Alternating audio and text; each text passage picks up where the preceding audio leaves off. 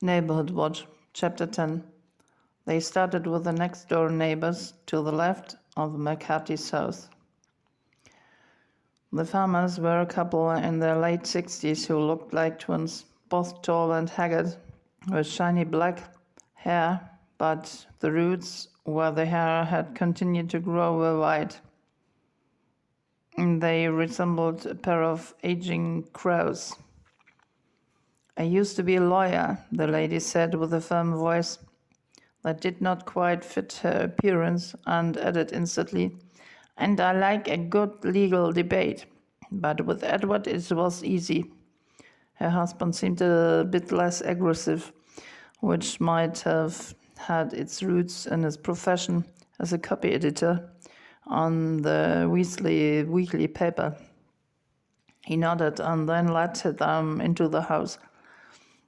The house smelled of old books and dust. He closed the door firmly. He pushed against it to double-check that it was shut, and just before he followed them, he pulled the doorknob once again. When he saw Bill's puzzled look, he said, "Well, I always double-check everything. It's an occupational disease." "But he's right," his wife threw in. "It's better to be absolutely sure everything is closed. Those kids from the other side are a pain in the neck. We had some of them in the house one day. I almost suffered a heart attack. And the parents..." "So what's wrong with the neighborhood?" Laura asked. It was again the woman who replied, "They are just too loud, too unemployed, too careless with the rights of others. Apart from that, they are..." She cleared her throat. "Well, quite nice people." The living room looked like a library. One section was full of legal literature. Another section was filled with newspapers and piles of blueprints. A large part was filled with folders that might contain the farmers' legal fights. "The McCarthys, they are different."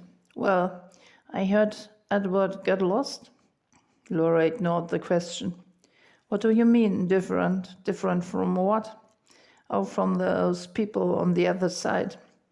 "On the other side," Laura thought. That sounds like on a battlefield, not like a street. "Can it be these two are a bit quarrelsome?" She watched Bill move his head from one side to another. He seemed to be thinking the same. He took over. "So you are friends with Wilbur and Edward?" "Big friends would be too much. We're just neighbors," Mr. Farmer said. His wife nodded. "You know, if you have lived next door to each other for many years, there is something to complain about every once in a while. It's not good to be too close together. That always causes problems. But all in all, we are good neighbors, I should say. What do you think?" She looked at her husband like a judge, and he shrugged his shoulders like the accused. "Absolutely." Laura scratched her eyebrow. "And Edward, have you seen him walking lately?" "Well, yes," Mrs. Farmer said. Sometimes he walks in the garden, but most of the time he's in his wheelchair. His son has rearranged the whole garden for him, paths everywhere, so he can reach all of his favorite flowers. And..." "Yes?"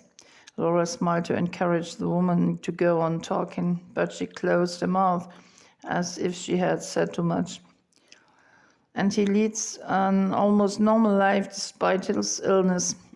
You mentioned already that Edward has gone missing." "That's right.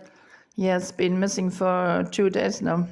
"What do you think might have happened?" Bill asked. The woman shook her head and thought for a while. Her husband looked out of the window and Laura's gaze followed his. The back garden was spick and span. The lawn could have been a golf course. The roses by the fence were stunning in a riot of colors from delicate to white to deep red. There must be hundreds,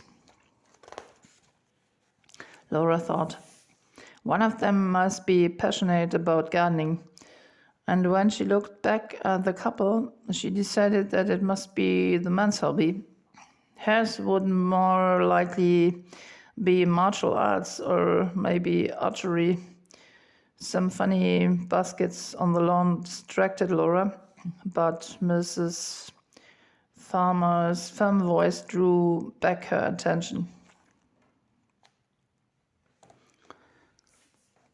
How should we know? Edward went to the neighborhood watch meetings quite often. Peter Fuller is the chairman.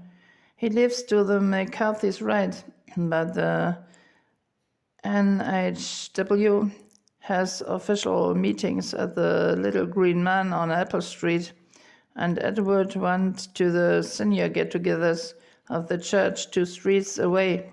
Maybe you should ask there. We are really not so close. Laura looked at Bill. He nodded and got up from his easy chair. As they were leaving, they heard Mrs. Farmer clear her throat again. A crow's croak, Laura whispered. Then they heard the key turn twice in the front door.